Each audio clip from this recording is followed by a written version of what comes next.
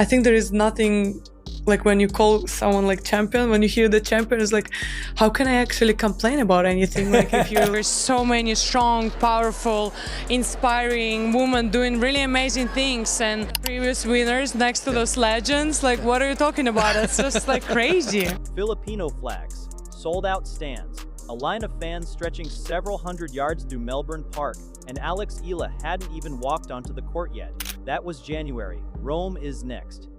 4 days ago, Eala dropped out of the Catalonia Open, a tournament where she was a top seed, and pointed herself straight at one target, the Italian Open. The draw hasn't landed yet. It drops on Monday. But tickets across Rome's Foro Italico have already spiked at a level this event has never seen before the draw even starts. Pre-qualifying sessions, gone.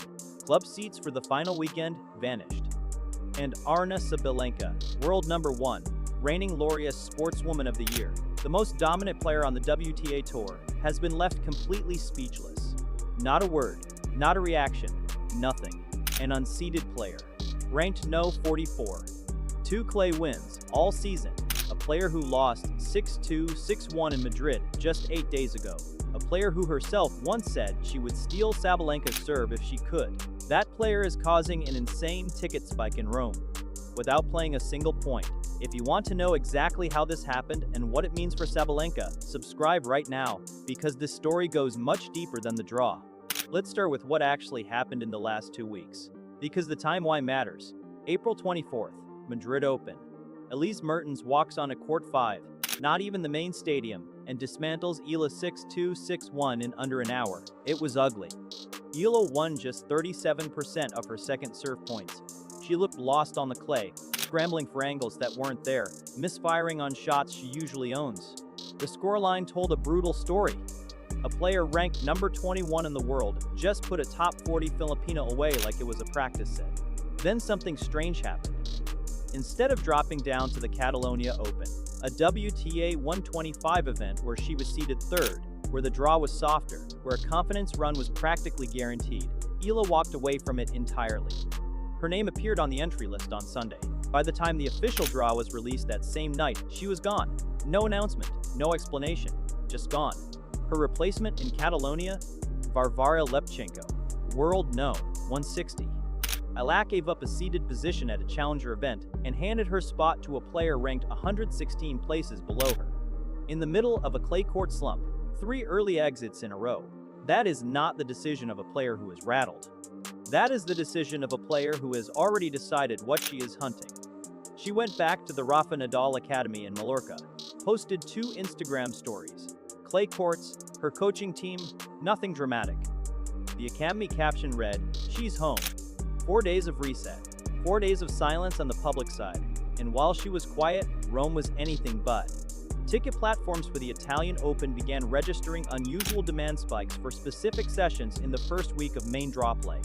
Pre-qualifying days at the Foro Italico, sessions that have historically moved slowly in the secondary market, showed sold-out statuses before the WTA draw was even officially confirmed. The last time I was here, which was years ago, I think I've changed a lot, grown a lot. It's nice to see the welcome that I've had. There's a huge Filipino community here, so I'm so excited. Championship Tennis Tours listed the event with an urgent book early notice for sessions that would normally have availability well into tournament week. The Italian Open Club category for the final weekend sold out. This is a venue that holds over 10,500 spectators, and it was moving like a concert for an artist who hadn't confirmed the set list yet. The draw drops Monday. Eala's first-round opponent is unknown as of right now. She is unseeded. She could open against anyone in that top half or bottom half, including a seed in the first round itself, because that is how a 96-player unseeded entry works. Last year in this exact tournament, she walked out against Marta Kostyuk and lost 6-0, 6-1. Didn't win a single game in the first set. 49 minutes and it was over. That is the recent Roman history she is carrying into the Foro Italico this time. So why are tickets spiking? Why are Filipino communities in Europe already coordinating travel to Rome? Why is a player with a 2-3 clay record in 2026 generating the kind of pre-tournament noise that top seeds with title shots usually generate? The answer requires going back further than Madrid. Further than this clay swing, it requires going back to Miami in March 2025, because that is the moment the entire equation changed. Eala was ranked number 140. She entered Miami as a wild card. In the round of 32, she put away Madison Keys, a Grand Slam champion, 6-4, 6-2. Not a close match, not a scrappy survival, a statement. Then she beat Jelena Ostapenko, who was ranked 130 places above her at the time, in a tie-break battle. Then she beat Iga Swiatek, then world number 2, a 6-time Grand Slam winner, in straight sets. 3 major champions, 1 tournament, 1 wildcard entry.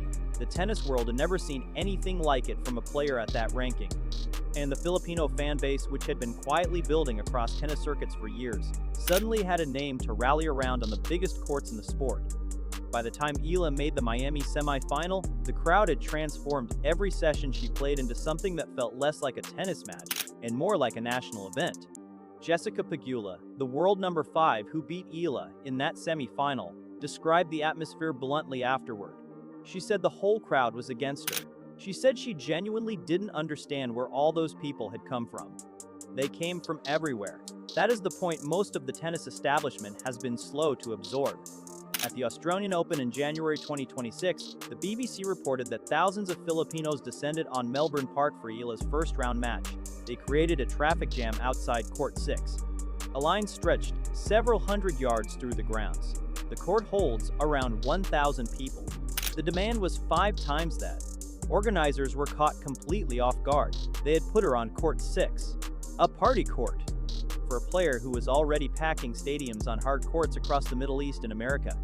At the Dubai Tennis Championships in February 2026, Eala beat Jasmine Paolini, a Grand Slam champion and the reigning Italian Open champion, in straight sets.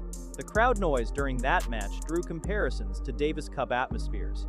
At the Porsche Tennis Grand Prix in Stuttgart in April, a tournament hosting 7 of the world's top 10 players, tournament organizers posted on their official Instagram account that Eala's autograph was the most wanted in the player village. 7 top 10 players, 1 unseeded Filipina, and she had the longest autograph line.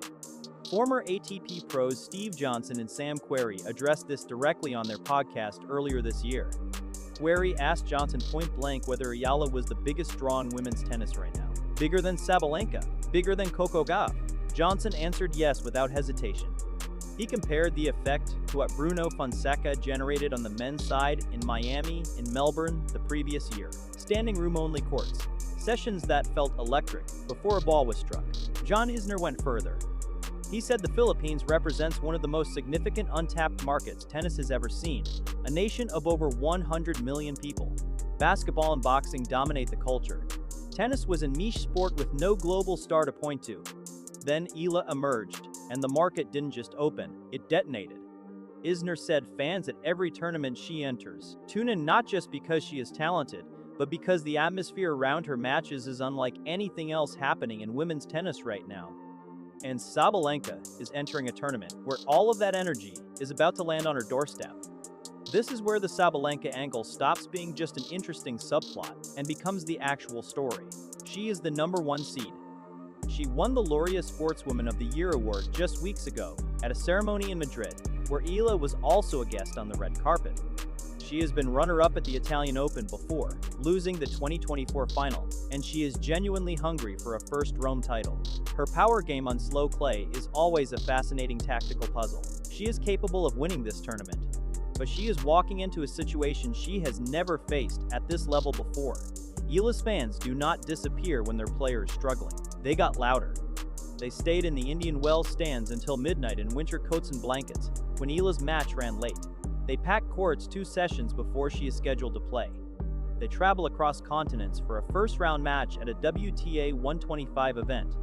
And when the Foro Italico draw is released Monday and Eala's section of the bracket is confirmed, every session she is scheduled for will feel like a home match for the Philippines, inside an Italian stadium in the middle of Europe. Sabalenka has not publicly acknowledged any of this. She has said nothing about Eala's drawing power, nothing about the ticket dynamics, nothing about the crowd phenomenon building around a player she outranks by 43 positions. That silence from one of the most outspoken, media-forward personalities on the WTA Tour is genuinely striking. Sabalenka is not a player who goes quiet when something catches her attention. She speaks her mind consistently. She is candid in press conferences. She engages with the narrative around her. The fact that she has chosen not to engage with the Eala conversation at all is the most interesting data point in this entire story. Whether that silence is strategic, whether it is genuine indifference, or whether it reflects something more uncomfortable, that is a question only Monday's draw and the first week of play in Rome will begin to answer. What we do know is this. Eala said publicly before the Miami Open that if she could steal one shot from any player on tour, she would take Sabalenka's serve without hesitation. Sabalenka's serve is the most dominant weapon in women's tennis. First serves that consistently exceed 190 kilometers per hour. Break points saved at the third highest rate on the entire WTA Tour. Eala identified it as the single thing she most wants to add to her own game. That is not the framing of a rivalry. That is the framing of a player who sees exactly where the ceiling is and is working toward it methodically. She is 20 years old. She turns 21 this month. She has already beaten Swiatek, Keys, Ostapenko, and Paolini in the last 13 months. She reached her first WTA Tour final at Eastbourne last June. She became the first Filipino player to win a Grand Slam main draw match in the Open era at the US Open last August. She entered 2026 ranked number 50 and climbed to a career high of number 29 before the clay season disrupted her momentum. None of those facts changes what her clay record looks like right now. 2 wins and 3 losses on the surface in 2026. Early exits in Linz, Stuttgart, and Madrid. A first-round loss at this exact tournament last year that lasted 49 minutes. Clay is still the surface where the gap between Eala's ceiling and her floor is widest. The Foro Italico is slow. The bounce is high. The cameras caught everything. The entire incept into the Caja Magica. Aryna Sabalenka, the Mojbakina, far more than it describes Eala right now. But here's the thing about the Italian Open that every serious tennis fan understands.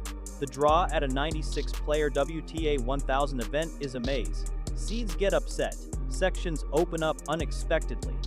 An unseeded player who catches form early and rides a crowd can go very deep very fast. Eala did exactly that at Miami 2025 as a wild card against a field that was arguably more dangerous than what she faces in Rome. The conditions were different, the surface was different, but the template exists, and the crowd template absolutely exists. Eala said it herself after her doubles run with Coco Gauff at last year's Italian Open, where they reached the quarterfinals together. She said she felt at home in Rome. She said she hadn't expected such a large Filipino population in the city. She said she ran into Filipinos 5 times just walking the streets in the days before the tournament began. That was 2025, when she was ranked number 140 and entered on a wild card.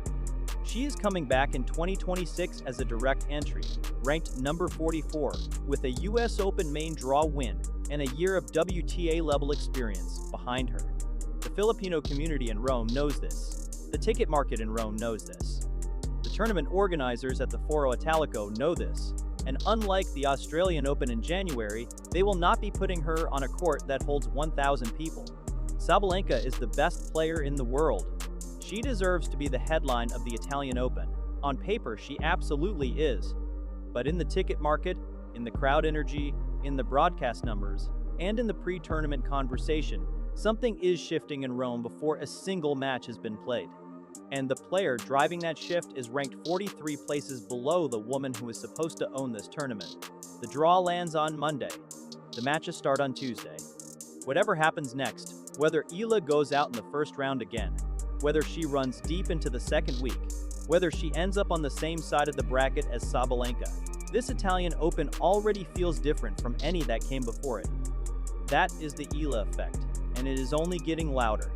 If you found this breakdown genuinely useful, hit subscribe right now, because we cover every angle of this story as the Italian Open unfolds, and the next video drops the moment that draw is confirmed.